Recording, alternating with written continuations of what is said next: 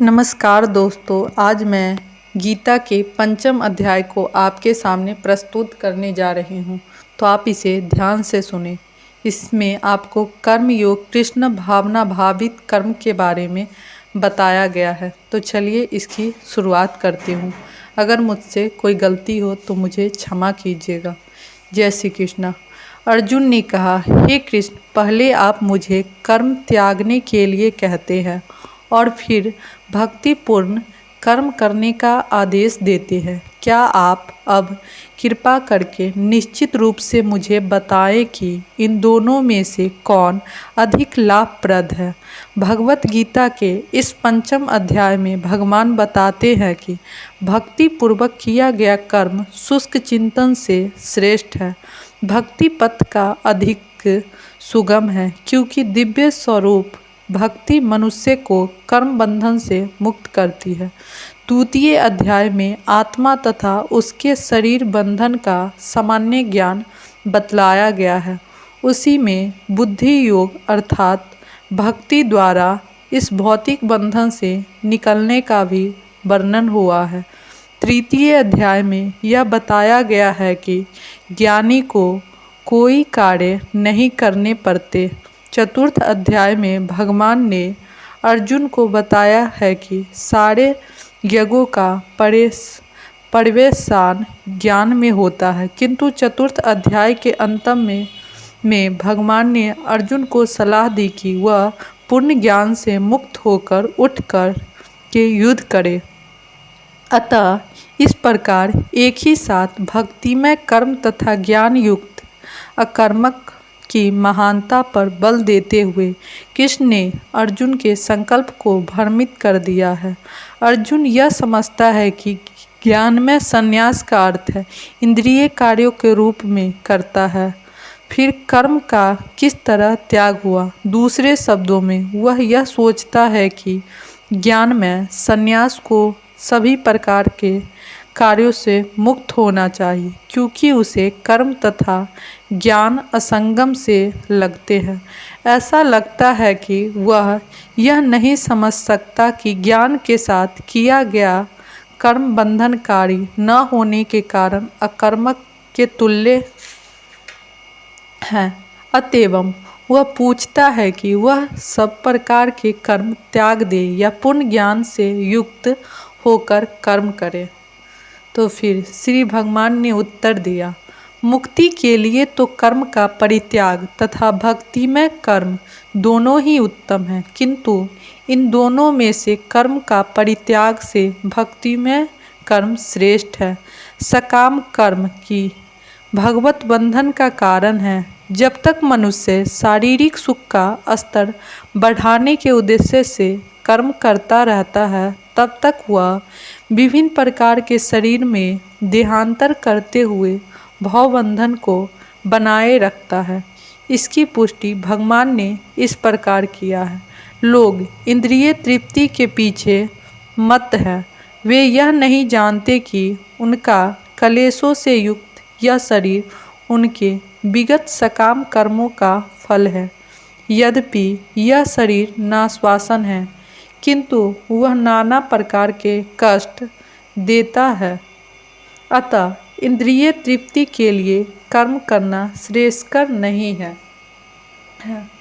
जब तक मनुष्य अपने असली स्वरूप के विषय में जिज्ञासा नहीं करता, उसका जीवन व्यर्थ रहता है, और जब तक वह अपने स्वरूप को नहीं जान लेता, तब तक इसे इंद्रिय तृप्ति के लिए सकाम कर्म करना पड़ता है।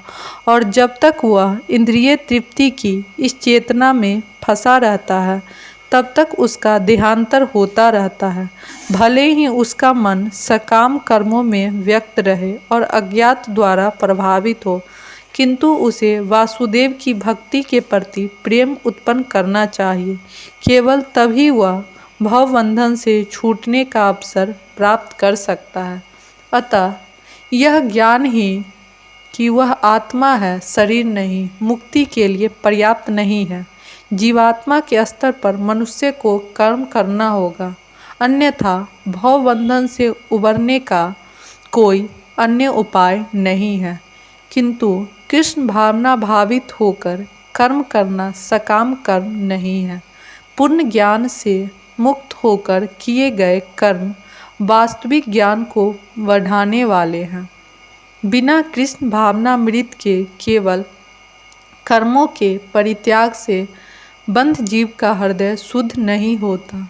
जब तक हृदय शुद्ध नहीं होता तब तक सकाम कर्म करना पड़ेगा, परंतु कृष्ण भावना भावित कर्म कर्ता को स्वतः सकाम कर्म के फल से मुक्त बताता है, जिसके कारण उसे भौतिक स्तर तक उतरना नहीं पड़ता। अतः कृष्ण भावना भावित कर्म संन्यास से सदा श्रेष्ठ होता है, क्योंकि संन्यास से में नीचे गिरने की संभावना बनी रहती है।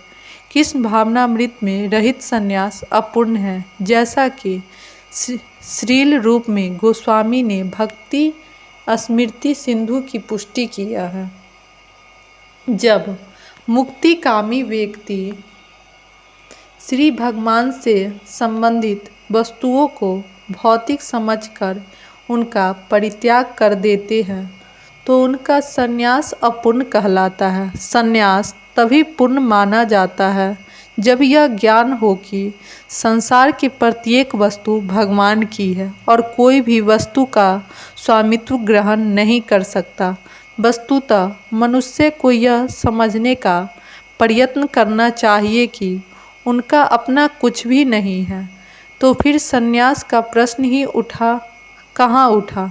जो व्यक्ति यह समझता है कि सारी संपत्ति कृष्ण की है वह नित्य सन्यासी है। प्रत्येक वस्तु कृष्ण की है, अतः उसका उपयोग कृष्ण के लिए किया जाना चाहिए। कृष्ण भावना भावित होकर इस प्रकार का पुण्य कार्य करना मायावादी सन्यासी के कृत्रिम वैराग्य से कहीं उत्तम है।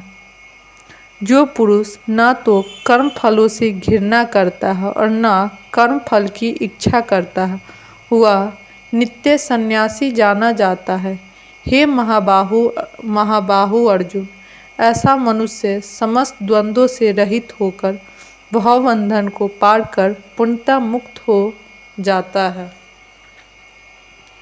पूर्णतया कृष्ण भावना भावित पुरुष नित्य सन्यासी है, क्योंकि वह अपने कर्म फल से न तो घृणा करता है न ही उसकी आकांक्षा करता है।